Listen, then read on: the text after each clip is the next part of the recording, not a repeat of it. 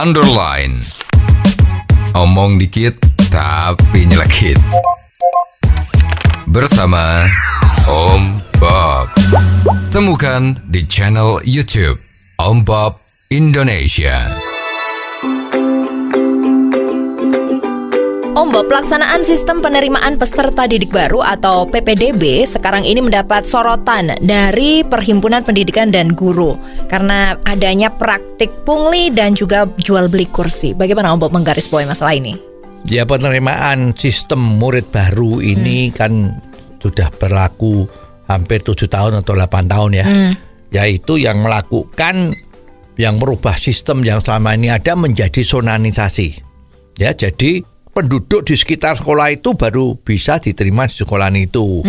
Kalau tidak di dalam wilayahnya, maka murid tersebut tidak bisa daftar. Gitu ya. Jadi intinya adalah mengutamakan daerah tempat tinggal yang paling dekat dengan sekolahan yang ada. Betul. SD ya begitu, SMP juga, SMA juga begitu. Yang belum universitas ya. Kalau universitas juga diperlakukan sonanisasi seperti ini, wah bisa geger Broto Yudo, ya kan? Nggak tahu ini kenapa SMA, SMP, SD dilakukan seperti ini ya. Nah, ternyata pada saat peraturan ini diluncurkan, sepertinya ini menteri yang dulu ya, bukan sekarang ya. Itu sudah menimbulkan masalah. Ini untuk memeratakan pendidikan, untuk berbuat sesuatu agar lebih bermutu. Kenapa kok yang diambil itu adalah model sonanisasi? Jadi ini yang menjadi repot. Sehingga apa yang terjadi itu orang-orang yang tidak puas dengan sonanisasi, terutama anak-anak yang pinter ya. Itu merasa dia harus sekolah di tempat yang sekolahan bagus agar anak yang pinter tadi itu, kalau anak pinter kan punya modal untuk belajar lebih bagus ya. IQ-nya mungkin lebih tinggi lah. Ya, tidak rata-rata lah. Bukan IQ jongkok gitu ya. Nah, itu dia selalu mencari, berkeinginan anaknya agar sekolahnya lebih baik. Betul.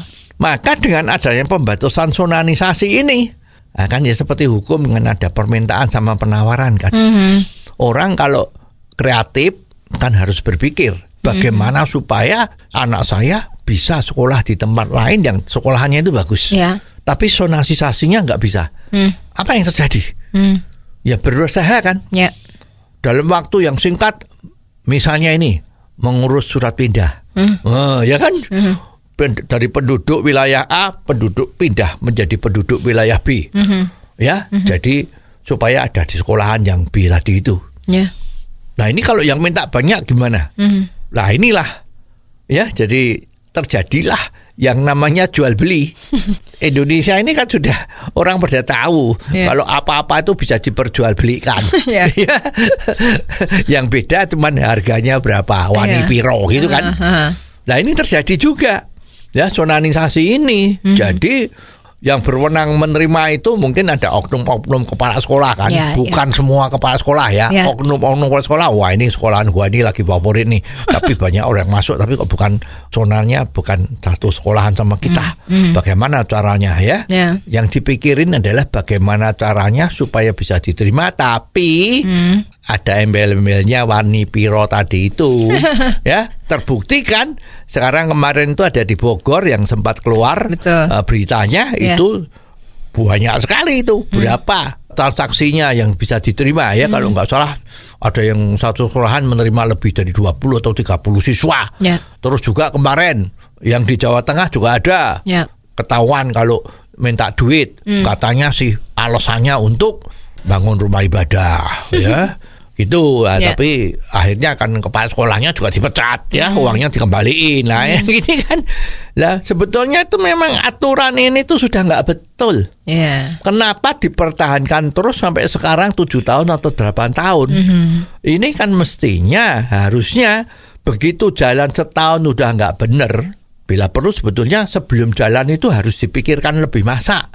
Kalau orang-orang kita nggak mikir, nggak punya kemampuan berpikir yang bagus, yang betul, pakai akal sehat, ya ini kan salah kaprah kan. Nah, ini harusnya ya jangan malu-malu, tanya sama orang-orang yang manajemennya bagus, ya boleh kan seorang yang berpikiran pendidikan bagus itu kan belum tentu seorang guru. Ya seperti seorang menteri kesehatan itu kan tidak perlu dokter. Ya jadi kalau ini yang mikirkan pendidikan lebih baik itu ya boleh saja bukan seorang guru. Tanya sama konsultan manajemen. Ini kalau misalnya sekarang kan banyak sekolahan-sekolahan kosong. Karena murid-muridnya itu pada sekolah di tempat lain yang mutunya bagus. Bagaimana mengatasinya? Ya dilihatnya itu bukan dari satu variabel tok. Ya. Oh ini wilayahnya kosong, jadi harus penduduk sana harus sekolah di wilayahnya itu. Itu kan cuma lihat satu variabel. Ya. Nah, orang-orang yang seperti ini itu ya nggak bisa jadi pemimpin. Ya bisa jadi pemimpin asal dia mau legowo, tanya sama konsultan manajemen. Ya. Ini gimana mengatasinya? Ya. Jadi kalau sudah terbukti setiap tahun ini mesti terjadi seperti ini. Lah lebih bagus cepet-cepet deh. Tahun depan ini dibubarkan aturannya. Ya. Dikembalikan seperti semula. Ya, sekolahan-sekolahan itu bebas untuk menerima murid, menyeleksi murid-muridnya agar supaya terjadi persaingan.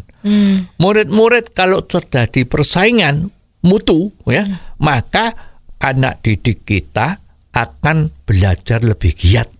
Mempunyai cita-cita untuk masuk di sekolahan yang lebih bagus. Ya. Ya, jadi mestinya ini harus cepat-cepat. Ya, kita harap minggu depan. Kok minggu depan? Harap supaya nanti penerimaan murid baru yang akan datang harus sudah tidak pakai sistem ini. Ya. Ya, nanti mudah-mudahan para yang terhormat anggota DPR kita itu ya justru harus memantau aturan-aturan yang tidak betul ini yang harus diberesin.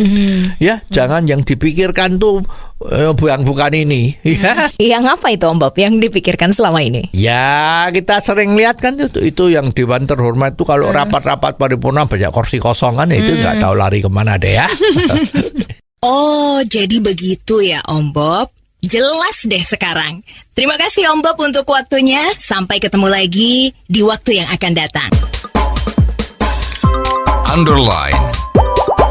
Omong dikit tapi nyelekit. Bersama Om Bob. Jika Anda suka dengan channel ini, jangan lupa subscribe, like, dan komen.